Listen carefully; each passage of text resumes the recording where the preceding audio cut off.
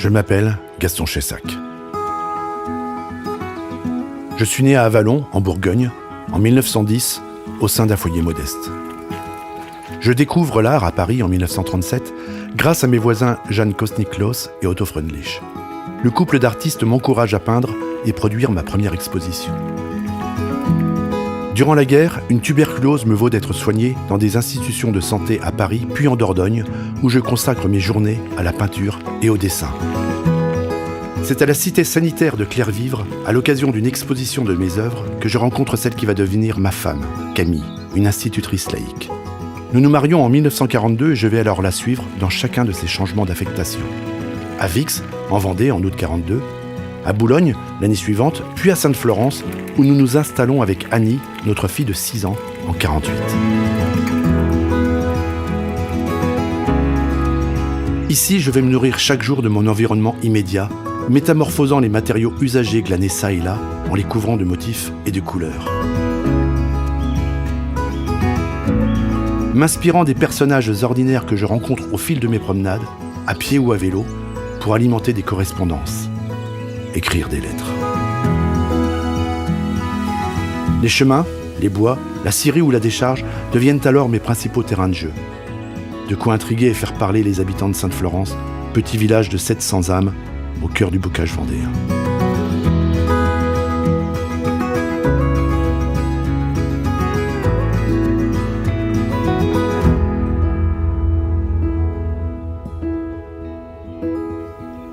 J'ai volontiers la marmaille à mes trousses qui m'affectionne pour l'idiot du village ou le pitre que je suis à son idée.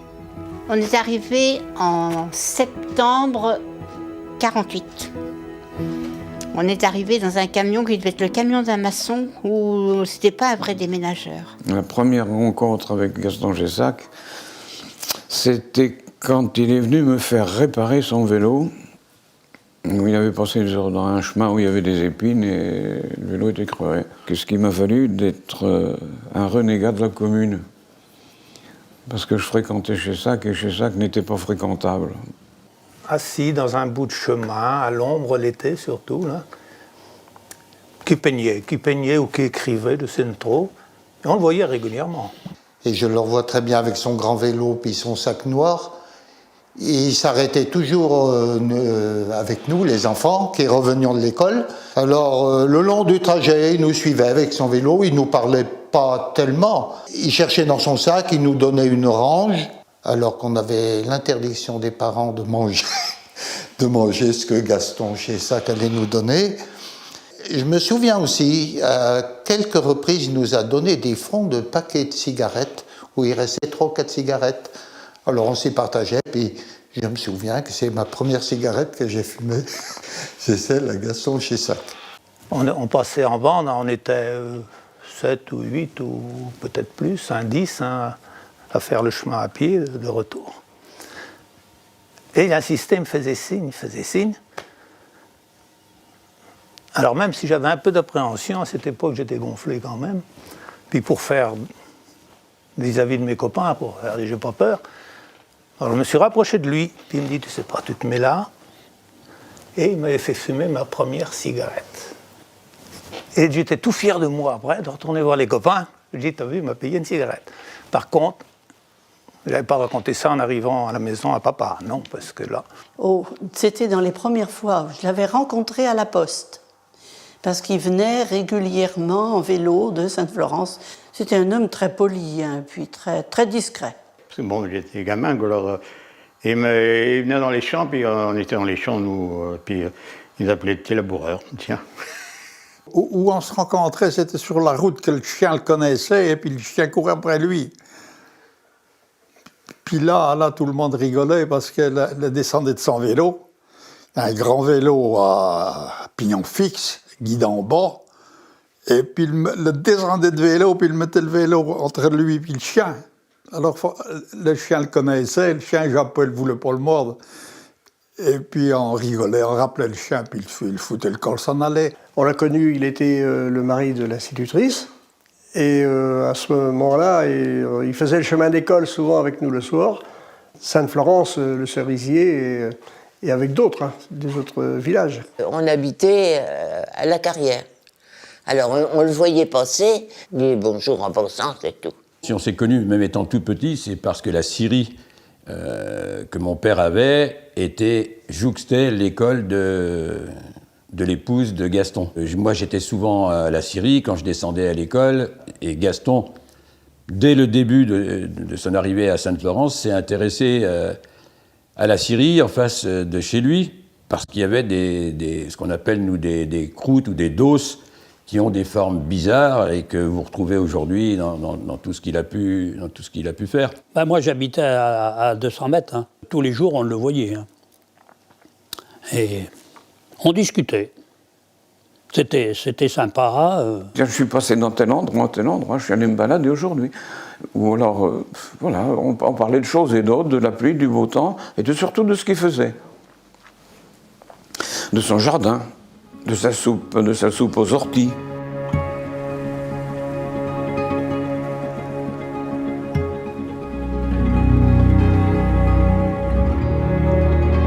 Je continue à faire crier au fou.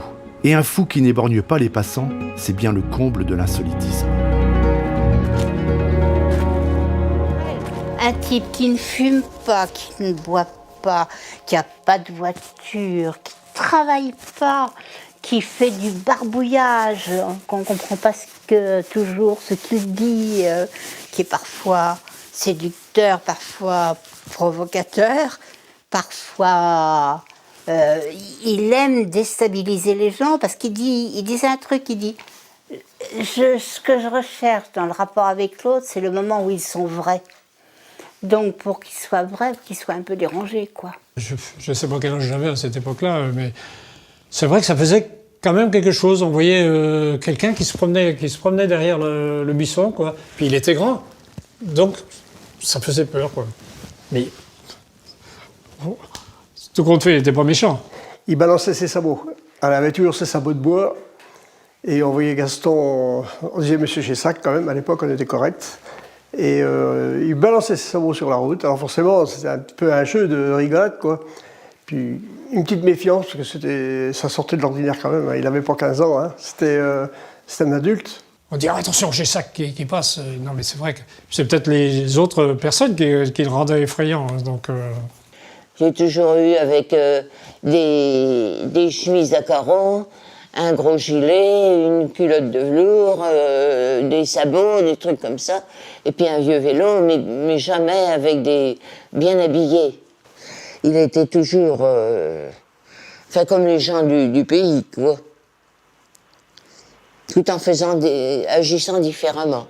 Mais ceci dit, j'ai quand même la conscience que c'est maman qui fait bouillir la marmite et que c'est elle quand même qui a le pouvoir parce que c'est elle qui gagne l'argent. Hein. Tu sais, Gaston, je l'ai vu s'asseoir sur la route et dessiner quelque chose sur la route. Bon, à l'époque, pour les gens de Sainte-Florence, ils le regardaient avec des yeux comme ça. Ils se disaient, mais attends, c'est quoi qui arrive, qui s'assoit sur la route et qui fait des dessins sur la route? Parce que c'était pas pérenne, là, c'était avec de la craie. Quelqu'un qui ne travaillait pas, qui passait son temps à faire de la peinture, les gens n'avaient pas l'habitude de voir ça dans la campagne. Les gens de la région, il y a 50 ans, quand on leur parlait d'un artiste, ça pensait un peu... c'était des marginaux. Hein. Puis beaucoup qui me disaient « Mais t'as pas peur de rencontrer cet homme, il est bizarre ?» J'ai dit non, j'ai jamais eu peur de le rencontrer. Hein. La commune le prenait pour un farfelu. Il posait des questions intelligentes que les gens ne comprenaient pas. On prenait pour un marginal, hein, un farfelu un peu, quoi. L'approche de la famille, nos familles à nous, tentait de non pas nous éloigner, mais éviter les contacts.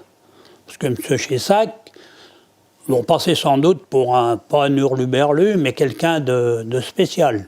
Mais maman l'avait prévenu, elle avait dit sois prudent quand même, parce que tu pourrais être malmené toi-même.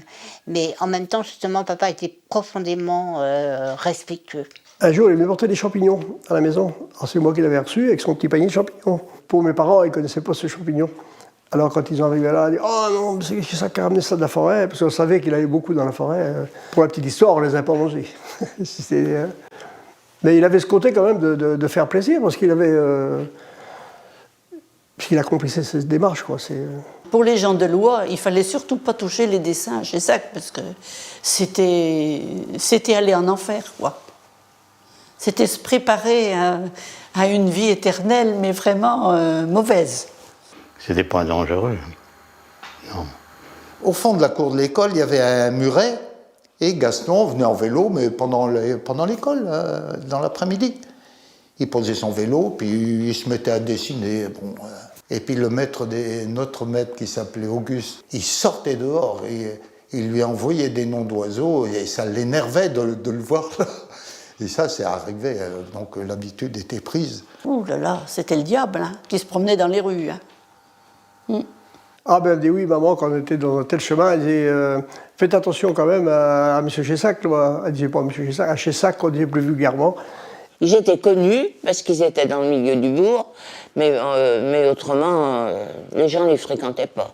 Maman, elle n'était pas tout à fait protégée, mais elle était protégée quand même. Parce qu'elle n'était pas protégée parce qu'ils voulaient fermer cette école publique, eux aussi, comme à Boulogne. Mais en même temps, c'était quand même l'instituteur public. Ça se respectait. C'était un bout de république, là, dans le village. Il avait des idées qui étaient très différentes de ce qu'on pouvait avoir à l'époque à Sainte-Florence. Donc à partir de là, il détonnait dans le milieu. Mais papa, lui, il a été victime de ça dans le sens où c'était le maillon faible. Et il a été attaqué, désigné comme...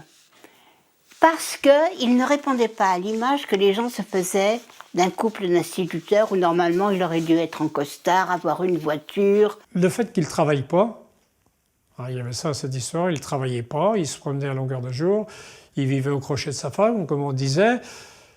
C'était un personnage à ne pas fréquenter. Hein. C'était l'époux de l'institutrice publique, donc c'était l'école de Satan. Par rapport, non mais c'est ça un peu, c'était l'école de Satan par rapport à l'école privée où il y avait 80 élèves et puis là à l'école chez Sac il y avait 3-4. Donc il ne fallait pas le fréquenter. Querelle entre école privée, école publique à l'époque, c'était vraiment la guerre des écoles là. Hein. Et puis bon, c'est vrai que la religion à l'époque ça prenait une place effrayante quoi. Donc, Puis à Sainte-Florence il y avait donc un curé qui était très strict. Et puis, à l'époque, les curés, c'était... le public, c'était le démon. Hein. C'était le diable qui rôdait. Hein. Quelqu'un qui est d'original, qui arrive dans un endroit, dans une petite commune, ou surtout dans des petites communes rurales de cette époque, puis même encore, hein, quelqu'un qui n'est pas d'ici, il est regardé. Il cherchait à faire peur encore. Il en jouait, vraiment. Et ce fait d'être provocateur a peut-être aussi nourri son œuvre, parce qu'à partir du moment qu'il était provocateur, les gens réagissaient. Les gens se moquaient de lui, mais lui, je pense qu'il se moquait aussi des gens. On a suscité chez les gens une espèce de curiosité. Nous, le village devenait aussi une curiosité pour nous, vis-à-vis de ça. Il y avait deux clans avec des curiosités qui se développaient. Et puis, ça l'amusait, quoi. Il n'était pas méchant. Ah, il n'était pas méchant. Il faisait exprès. Il savait qu'on se moquait, donc il en profitait. Je pense que c'est ça. Les gamins, ils voyaient vraiment un espace libre. Chessac était original, si on veut aller par là. Il était hors du commun. Les enfants avaient trouvé chez lui un homme qui était un adulte qui ne gueulait pas, à qui on pouvait tout dire, même se moquer de lui, et éventuellement avec qui on pouvait passer un bon moment sans danger. Important, hein?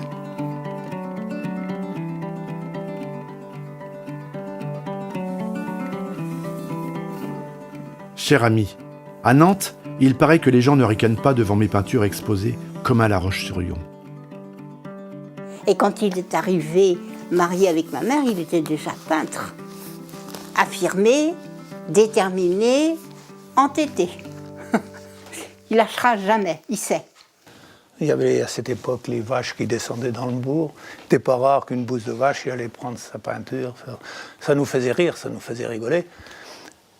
Ni nos parents ni nous-mêmes n'étions compétents pour apprécier ces peintures. Surtout pas pour nous, c'était de... N'importe quel gamin pouvait faire autant que lui, hein, d'après ce qu'on en pensait. Chessac peignait aussi bien sur une coquille, une coque d'huître ou de moule que sur un totem de 4 mètres de haut, sur du bois. Lui, il n'avait pas de démain pour ça. Papa n'a pas d'atelier. Il est dans la vie, il peint, il dessine au coin de la table, sur la table de la cuisine, hein, ou par terre. Il nous arrête, puis il dit, venez là les gars. Bon. Qu'est-ce que ça représente, ça? Oh, Monsieur Chessac, je sais pas. Ça, vous voyez, ça c'est le Rhône. Et ça en bas, c'est Marseille. Tant mieux. On n'a rien dit de plus, et puis on a accepté, quoi. Hein. On faisait des traits, comme n'importe quel trait, puis lui, après, il sortait un dessin, une peinture, quoi. Papa, une fois que c'était fait, il posait, puis ça pouvait rester. Ça n'était dérangé que quand quelqu'un venait et qu'on regardait les choses une à une et que les gens ne peuvent pas s'empêcher de choisir. Hein. Donc on met à côté, puis après, on remet sur le tas. D'abord, il nous les montrait, nous les gamins, pas que moi, tous les gamins d'ici, il nous montrait tout ce qu'il faisait chez lui. Alors là, aucun problème, il les montrait. Puis même, il a fait pas mal de petites expos que je me souviens, où il sortait dans la cour tous les totems, plein de tableaux, soit pour montrer à des gens, ou soit pour nous montrer. Parce qu'après, il y avait une relation avec les enfants à partir de ces dessins, qui continuaient les dessins par derrière, quoi. Il mettait des morceaux, des giclées de peinture, ouais. Et Chessac leur disait, allez, maintenant tu vas souffler dessus. Ouais. Alors les gamins, ils s'amusaient à souffler sur la peinture, alors soit avec la bouche, ou bien il me racontait aussi avec des pailles, pour faire la différence. Ouais. Donc c'était une vraie découverte, une vraie découverte de quelque chose qui jamais ils voyaient ça chez eux, bien sûr.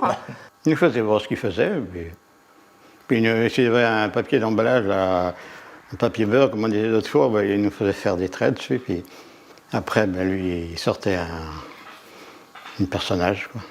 Il venait chez moi, il prenait du papier d'emballage pour faire de la peinture dessus. Et toutes les fois qu'il se ramenait, il me ramenait 2, 3, 4 dessins. Il me dit, tiens, ça c'est pour toi. Mais je disais, qu'est-ce que tu veux que j'en fasse de tes dessins? Ça ressemble à rien du tout. La deuxième partie où on se rencontrait, c'était à l'atelier de papa, parce que Gaston peignait aussi sur de l'isorel ou du contreplaqué, mais beaucoup sur de l'isorel, je ne sais pas vraiment pourquoi. Et parce que je pense que cette période de Sainte-Florence, on retrouve beaucoup de totems et beaucoup de ces panneaux qui ont été peints. Papa donc, lui fournissait de la peinture pour la bonne raison que mon père donc, était donc, garagiste en face la mairie. Donc il peignait les vélos, réparait les motos aussi. C'était fonds de peinture Valentine. Valentine, c'est une marque qui existe toujours, je pense. Donc, et moi, je me rappelle très bien de ces petits pots de peinture Valentine. Mais donc il demandait tout souvent à mon père de lui donner les panneaux, et en contrepartie, il venait lui porter des tableaux qu'il avait peints, et il le payait un petit peu avec les produits qu'il avait fait dans la semaine ou dans les 2 semaines, parce qu'il était quand même assez prolixe, hein, Gaston. Il a peint des quantités de panneaux et des quantités d'os. Tout le monde ne les a pas retrouvés, mais il y en a eu des quantités importantes. Quand il y avait des agriculteurs à travailler dans un champ, ils déposaient un dessin, une pierre au bout du champ, comme ça, puis ils s'en allaient. Les gens, assez superstitieux aussi, ils prenaient le dessin et puis ils le jetaient dans le champ du voisin. Hein. C'était comme ça. Je construis mes tableaux comme on charge une brouette de fumier. On dit long, hein? Alors pour emporter son fromage, il n'avait rien pour l'emporter, il était à vélo. Alors j'avais prêté un sac. Et puis après, il est revenu me rapporter le sac. Et puis il m'avait mis 2 petits morceaux de carton peint dedans. Puis il m'avait dit, le paiement est en dessous du sac. Je me suis dit, je n'ai pas besoin de paiement, parce que c'est pour vous faire plaisir, mais pour vous rendre service, c'est tout. Et puis, alors je les ai conservés. Tout est parti au lieu des champs où on mettait le tas d'écorces et où on faisait brûler toutes nos écorces. Donc tout est parti là-bas et tout a disparu. Dommage. Mais à l'époque, mon père n'avait pas pris conscience que ces tableaux pouvaient avoir de la valeur. Je vous dis, j'ai eu ma sœur là, juste avant que vous arriviez.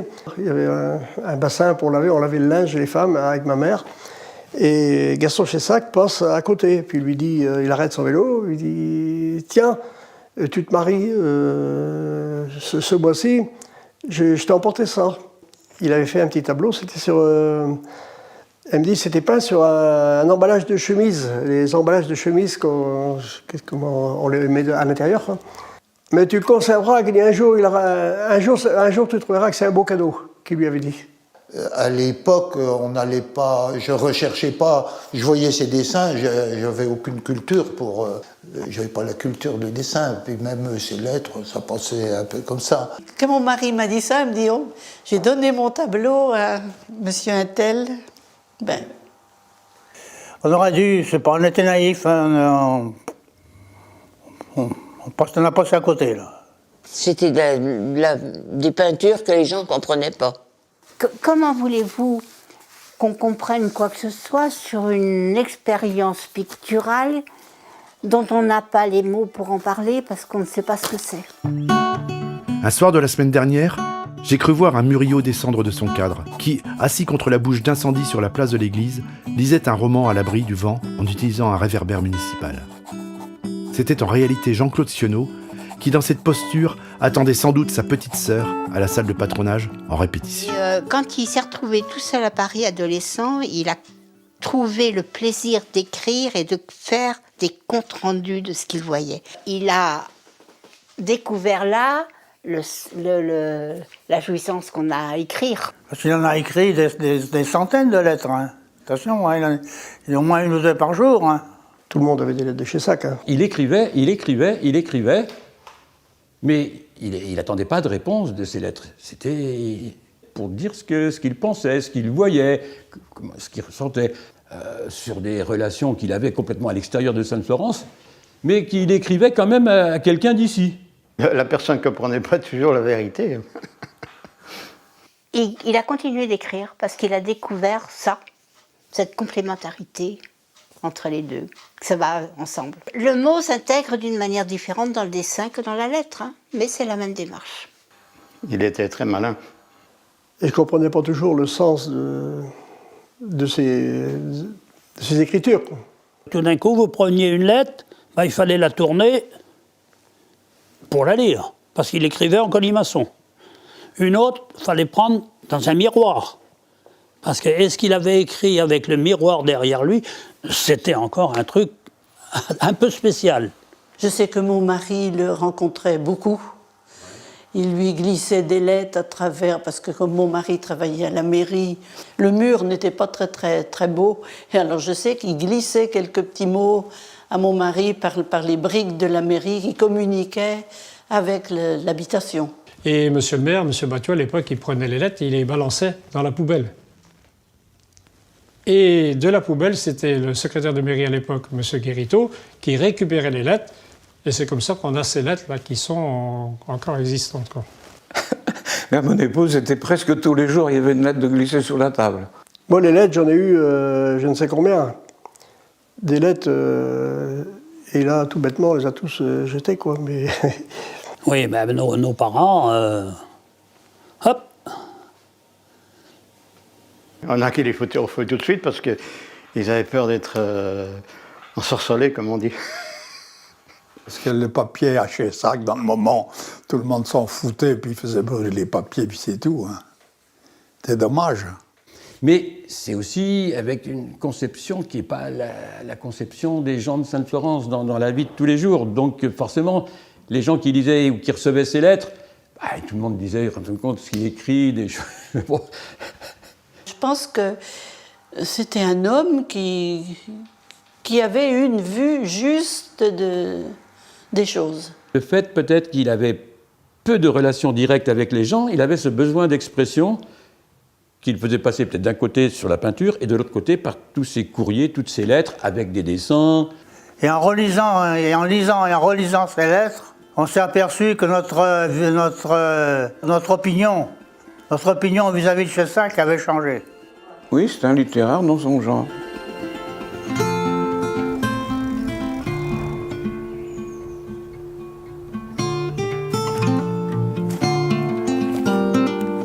Mademoiselle, je m'intéresse à votre carrière, que je rendrai probablement célèbre d'avoir décoré quelques-unes de ces pierres.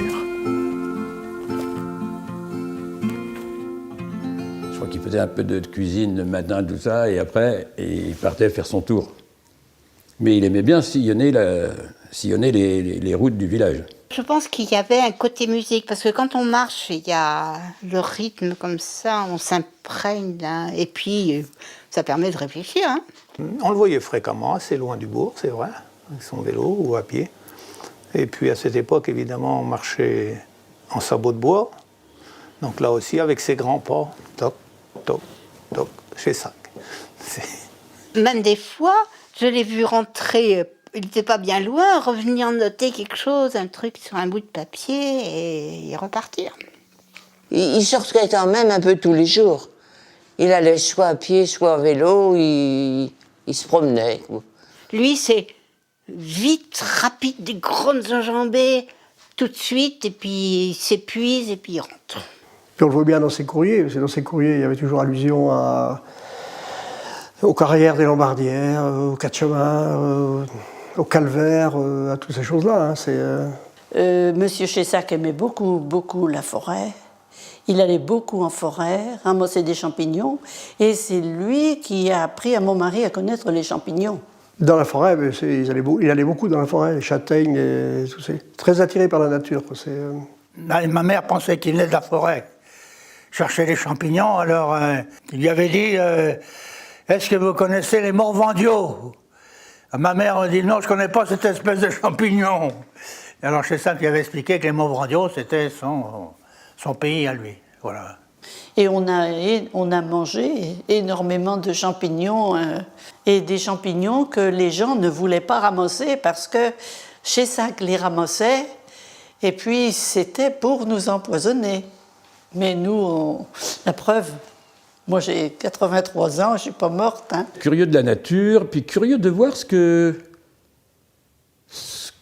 faisaient les gens, comment ils vivaient, comment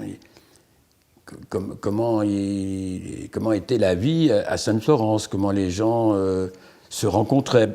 Parce que lui ne pouvait pas trop se mêler à la vie interne de la commune.